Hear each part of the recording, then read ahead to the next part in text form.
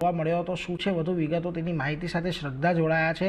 જે શ્રદ્ધા, જણાવો, જ્યુબિલન્ટ ફૂડવર્ક્સ શું ખાસ કારણો અહીંયા બનતા દેખાઈ રહ્યા છે?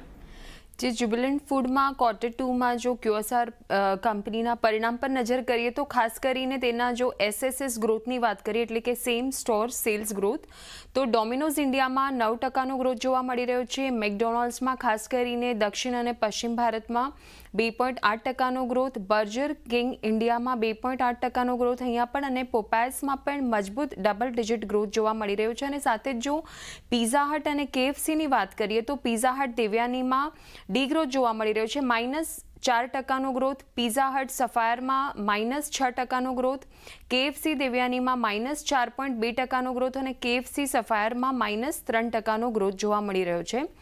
જ્યુબિલન્ટ ફૂડમાં મેનેજમેન્ટ તરફથી આવનારી કોમેન્ટ્રી પર નજર કરીએ તો તેઓનું કહેવું છે કે 5થી લઈને 7%નો SSS ગ્રોથ સંભવ છે અને ડોમિનોઝ 10% સ્ટોર્સ ઉમેરવાનું ચાલુ રાખશે.